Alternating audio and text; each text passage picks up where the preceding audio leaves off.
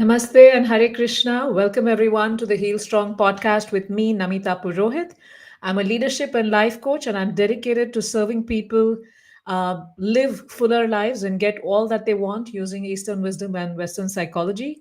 The Heal Strong podcast is dedicated towards helping people begin to recognize the signs of toxic narcissistic abuse in their lives and to also begin to overcome the self blame and to get introduced to steps on healing and recovery. Yes, it is possible. If I have recovered, so can you. And I draw a lot of this from my own journey of healing and recovery. And I'm here to support you through this podcast. Today, we're going to talk about uh, the narcissistic fathers. I've been doing the last few podcasts on narcissism in different relationships and how that impacts us. So, some people may have had parents who are narcissists. I covered narcissistic mothers couple weeks ago, covered narcissistic husbands, wives, and gurus. Today we're talking about narcissistic fathers and the three life altering impacts that they leave on us. And this podcast is sponsored by the Heal Strong program. Yes, I run a comprehensive program, a coaching program with one-on-one and group coaching with me and my team to help you, go deeper in your journey and to recover and to move forward. This is truly for those people. This program is for those people who desire transformation and who understand that the pain of staying in the same place is much greater than the pain of transformation. So this podcast is sponsored by the Heal Strong program, which is also has my signature 5 steps to recover from toxic narcissistic abuse. I had to use these steps for myself, and they were not easily available for me. I had to go and learn from many different places, and now I have this comprehensive system that has helped all our clients, and we've had a very good success rate with our clients so far. And I welcome you to look into that program. And for those of you who are also interested in knowing more, getting more updates about my podcast here, not just on toxic narcissistic abuse recovery, but I talk about leadership, I talk about life, relationships, emotions, health, not health so much, but more mental health. You please subscribe to my YouTube channel if you're watching it there, and if you're not watching it there, then there is a link to the in the description to subscribe to my YouTube channel. And I look forward to continuing to serve you through my channel. And make sure you turn on the notifications because that's when you will know when the next podcast is coming. Now, when we talk about three ways in which the three life altering effects of a narcissistic father in one's life. So today I'm going to cover those three effects, and I'm going to relate three different stories from the great Indian Vedic literature that we have, the scriptures that we have, and great examples there in those stories for us to understand what that is. Then these are the three life altering effects, and then we're going to talk about some general effects that happen when you are with a narcissistic father. And I'm also going to give you a link to some free stuff and links to my programs and also things that you could do to heal yourself physically and so on. So stay with me. Yes. So the first life altering effect is that there is a complete loss of personal identity, right? It is from our parents that we understand who we are. And based on how they nurture us and take care of us, it helps us develop an identity of who we are in this world. Now, healthy parents, a healthy father, would encourage their child to know themselves better, to explore their own personality, to let them be themselves while having guardrails on values and the framework of values that they want you to follow. But they would let you be yourself and let you go out and explore the world. Yes. But when somebody has a narcissistic father who is so self engrossed, who's not the support and the foundation of the family, who's not that strong masculine energy out there to protect you and to shelter you and to tell you that, yes, go ahead and do what you can. I'm here, I'm backing you up. When you don't have that energy, but when you have an energy, a narcissistic father who is totally selfish, whose only focus is themselves and their own growth, their own agenda of how they're going to do well in life and how they're going to grow and how they're going to progress and so on. Yes, and they see each person around them to facilitate that. Instead of them being in the father's role in facilitating you in your growth, They are looking at you as someone who's going to supply the energy, the attention, the time, and everything so that they can grow in their lives, right? So, such fathers, such narcissistic fathers, they cannot tolerate you having an identity of your own, a mind of your own. Yes, because you're not a human being who can have their own mind and their own identity and needs and feelings. You're supposed to be merged into their identity, and you're supposed to be just there serving them. That's your only identity. And that's a very, very narcissistic trait that one has to deal with. Now, not all difficult fathers are narcissists, and not all difficult relationship with the fathers are narcissistic relationships. So please don't label all difficult relationships into this category. We're specifically talking about narcissistic fathers who deny their child the space to explore their own identity, imposing their beliefs and desires instead. Now, when that happens and you're a child, in a bid to please your father, you don't know another way to be. You think that that's the way to be so that I can get the support of my father because you're vulnerable. You don't have resources in childhood. You're not an adult where you can take care of yourself. Yes. So we have these characteristics that you're dealing with.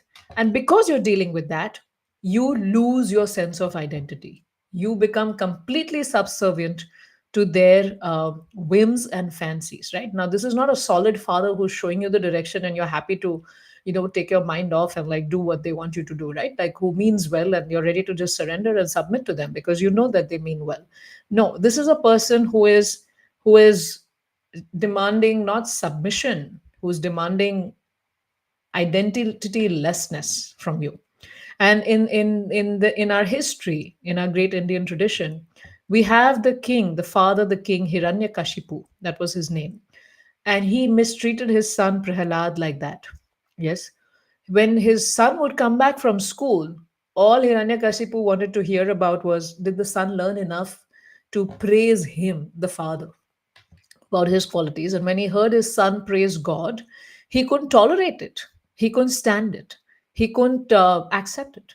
One thing is because he wasn't getting the narcissistic supply he needed from his own son, and his son was praising somebody whom he didn't want to acknowledge in his life at all, right? He didn't want to acknowledge God himself at all. His son had different interests. The father would not allow his son to have those interests. His father forced him, wanted him to follow his interests. And that happens in many relationships and doesn't mean those parent child relationships are narcissistic. But in this case, his intolerance of his son having his own identity and his own path was so much so that he tried unlimited times, many, many times, to kill his own son. Right? And that's what narcissistic fathers do. They may not physically kill you, like how Hiranyakashipu was trying to kill his son Prahlad, but they will kill your identity completely. They will kill your foundation. They won't let you rise. And that's how narcissistic fathers can be with their children. Yes. So when you don't have that sense of personal identity, you grow up very confused about who you are in the world. When you become an adult and say you're running your own company or say you have your own job, you're working in a job, you're not sure of yourself at all, and your team can see it. You are unable to lead them really well. You're unable to support them really well. You're unable to serve them really well. Yes.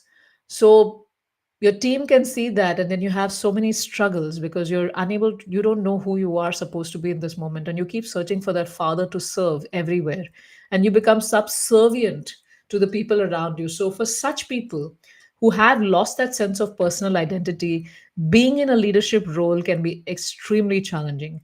Another thing is being in relationships can be very challenging because every person wants to have a relationship, a spousal partner relationship with someone who is solid in their own identity, right? But when someone is not solid in that identity, they show up as people pleasing, they show up as just doing whatever the other person wants. And after a while, it just gets very annoying for the spouse. Or they end up attracting a narcissistic spouse because you're a perfect fit for them. Yes, so it creates these kind of issues for them. The second thing is these children, When you're raised by a narcissistic father, you become a tool for your father's ego, right? So your father may not be that greatly accomplished king like Hiranyakashipu. They may be good in their own way and they may be accomplished in their own way, but you become the medium through which they vicariously live their life. Right now, this is not just regular parents who also have unfulfilled ambitions and who are trying to push you and make you do that. They're well meaning, but they may not be aware. They're not narcissistic. So please don't confuse the two. And if you're truly trying to understand if your father was a narcissist or not, very soon I'm going to share a resource with you. So stay on this video. Yes. Now, you're burdened by the expectation to satisfy your father's ego, and that's been happening to you since you were a child. And the person was never satisfied. They're never satisfied with what you do. Your whole internal dialogue is about, I'm not good enough. I didn't do well. I didn't do this. I didn't do that. And you internalize that narcissistic father's voice. The reason they do that to you is so that you remain dependent, you remain confused. The more confused you are, the less strength you feel in your own self and your own identity.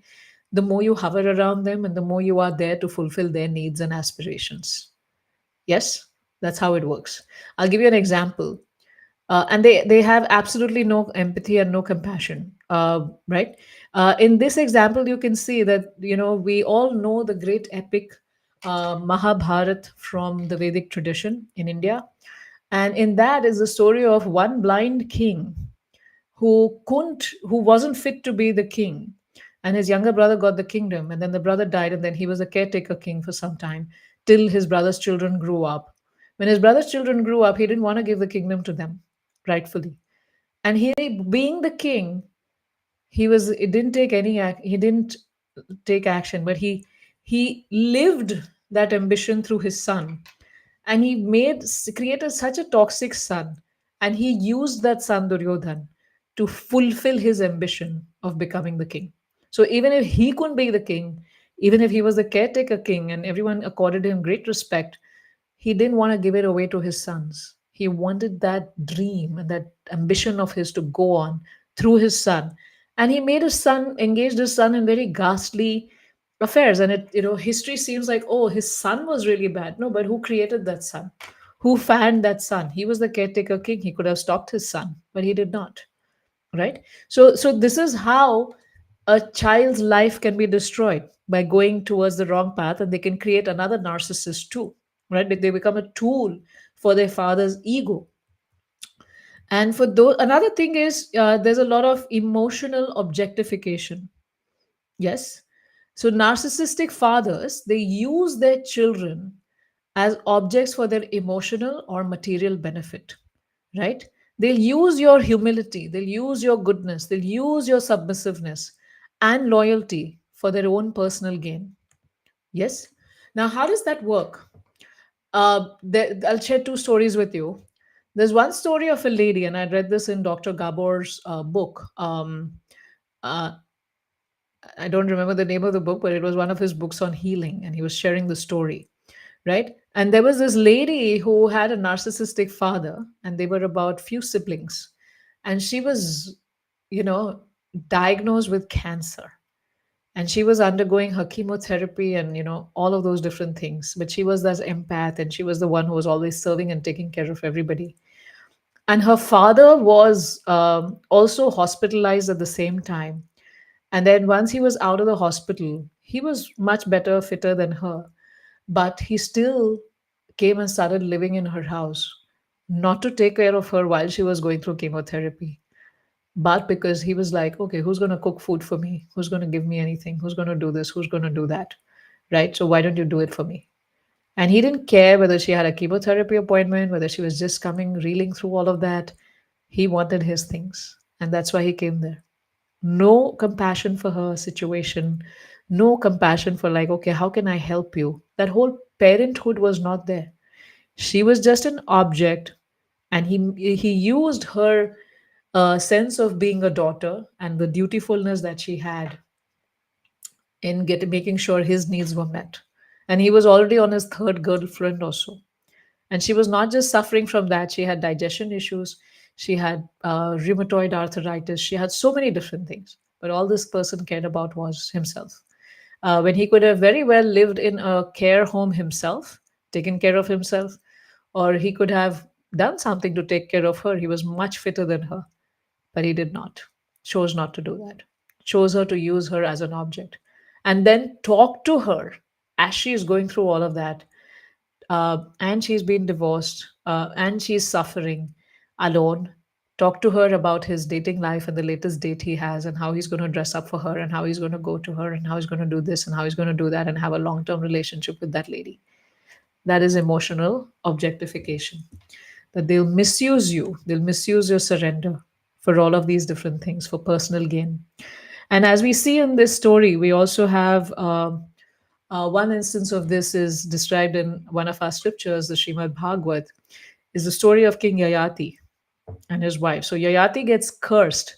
It's a long story, so I won't get into that, but give you the essence here. Yayati gets cursed to lose all his youth and become a very old man because he's done some grave errors, right? And then he tries to seek forgiveness from the person whom he has cursed. The person whom he has cursed is his father-in-law, Shukracharya, and his father-in-law cursed him because Yayati was enjoying with another woman who was not his wife. So that naturally, the father-in-law was a very powerful person, and he got very upset. So then he cursed his son-in-law. But then when the son-in-law was cursed and he lost his youth, his own daughter became very unhappy too. So then he gave him a way out. And he told him that, okay, if you want a way out of this curse, then find someone who can exchange their youth for your old age. So they'll take on your old age and you'll get their youth. And Yayati goes to his sons and he tries to ask them, hey, are you ready to exchange? Right? So the first son refuses because he knows that, he has to, in his dynasty, he's going to have the Lord born in the future, Lord Krishna himself. So he refuses. And then he goes to the third son, Puru. And Puru very happily exchanges his youth for his father because he knows that, okay, if I do this service and if I do this as a sacrifice, anyway, I'm not the body, I'm the soul. So, what if I get old age now or I get it 20 years later? I'll be serving my father and I'll be getting all the blessings, that are available. And, it's such a great thing for me to do. So he does that. And but, it's Puru is highly spiritually elevated and he's thinking like that. But this is the extent to which a narcissistic father can go for his own pleasure, for his own. This is not just about forcing you into a profession because they think that might help you, right? Because that's what they know and they're trying to guide you in the direction. No, that's not what this is. This is about their own pleasure, their own ego. They use you as a trophy, they use you for your needs and feelings, they use your resources, they forget about your well being, and they use your resources for their own thing. To talk about exchanging somebody's youth for your own personal enjoyment of your own, enjoyment with women.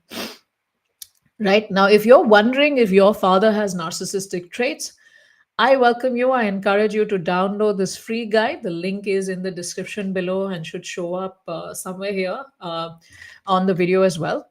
And you can download your free guide where I describe the 15 traits of narcissistic people. It's like a journal. And you can also write down if you have experienced these things. And along with this free guide, we also have a companion course which is called the HealStrong Starter Pack, which you can get as a part of working with this thing. Right now, it's at $29 or 2,900 rupees. So it just helps you get a lot more clarity, and it helps you overcome a lot of self blame. It helps you get more clarity on your relationship with your father. So download the free guide. The link is in the description below. The link to the starter pack is also in the description below, and take advantage so that you can understand. Now, understand if that's what you're facing in your home, right? And you will see that it's not just one narcissist in your life. There are many narcissists in your life as you go through that guide. All right. Now, there are some specific impacts of a narcissistic father also that happen to children who are being raised by a narcissistic father. The thing is that they don't have a proper authority figure. They have an authority figure at home who's chaotic, who is all over the place, who's using them for their own good. So, such people, without the lack of a proper authority growing up, and lack of direction and lack of solid supportive male energy in their life, sons can turn to alcohol and drugs and things like that. Women could end up marrying narcissistic men, and sons and daughters both would seek out such people as further authority figures because they seem familiar. When they see a normal authority figure, they kind of don't go towards them, but they try to seek out such bosses, seek out relationships with such people also because that's what seems familiar. And sometimes it also comes out of compassion and empathy, and sometimes they feel they take on, at a very subconscious level, they take on these relationships either as a boss, subordinate, or a spouse, because they think that they'll try to fix this person, another narcissist in their life. And then they think that if they can fix this person, somewhere subconsciously, they think they'll be fixing their father.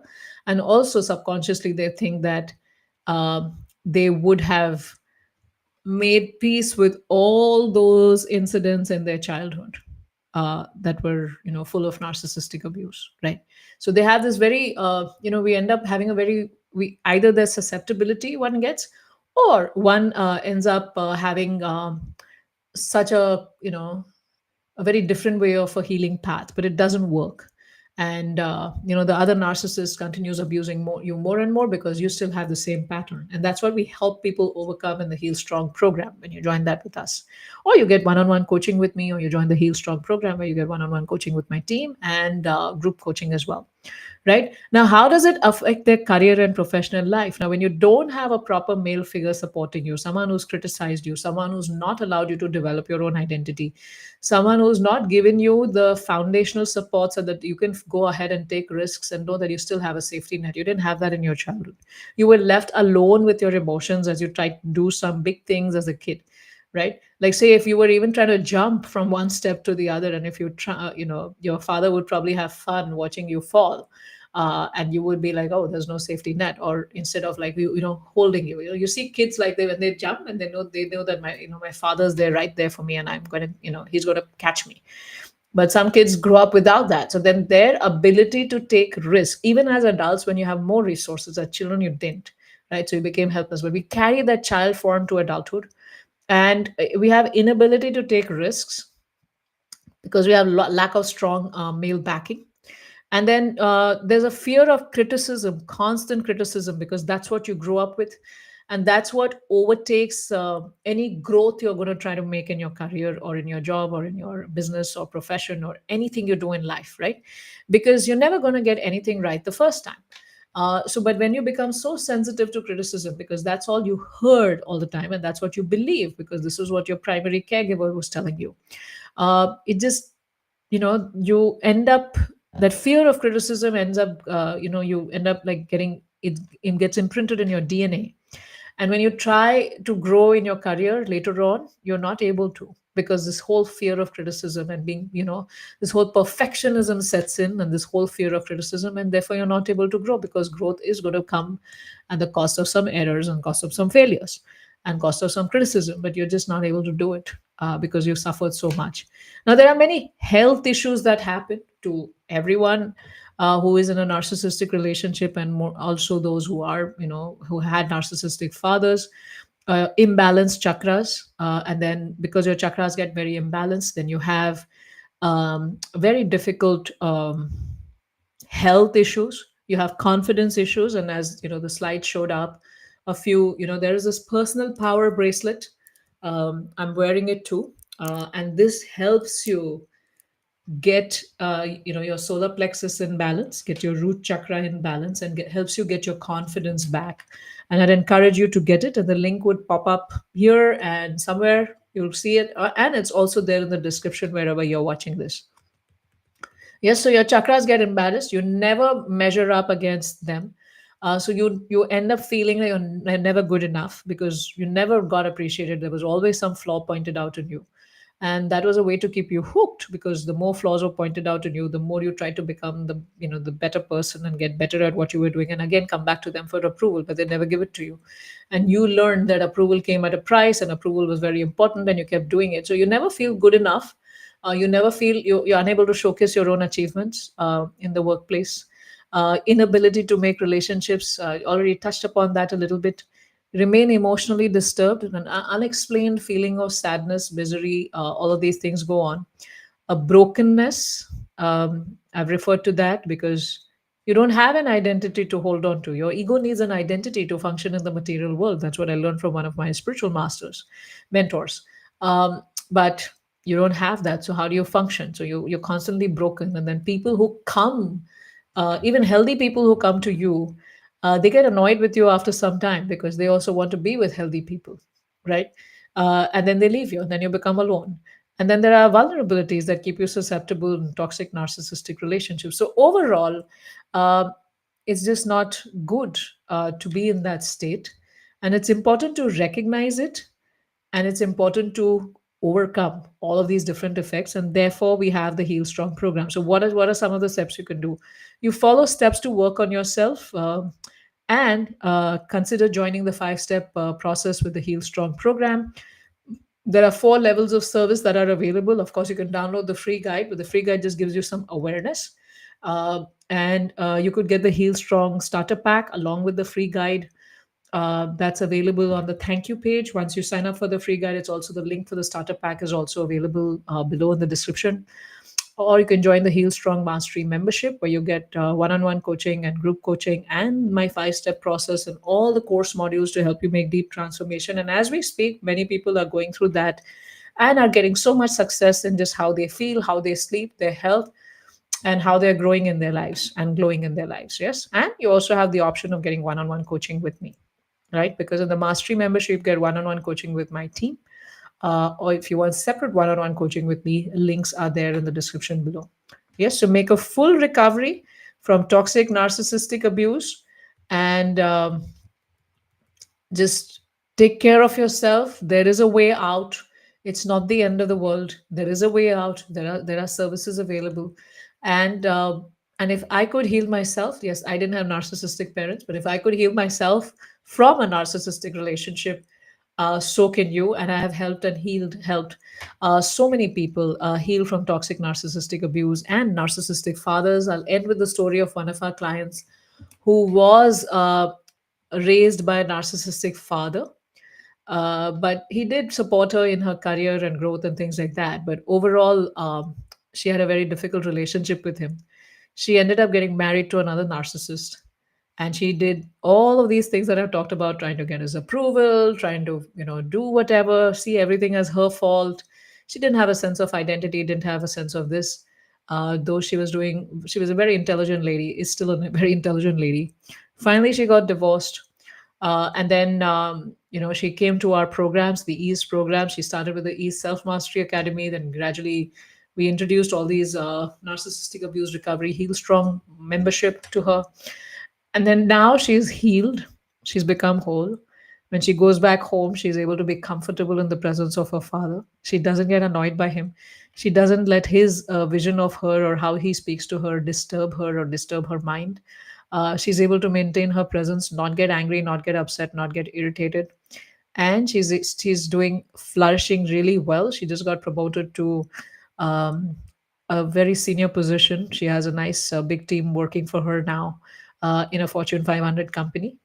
And she is now also in the process of completing and becoming an certified coach in my from I also run a coach certification program. So yeah, there are so many journeys that I have, and so many people that we have seen make those massive recoveries and grow and glow in their lives with this 5 step process, the Heal Strong Mastery process developed by me.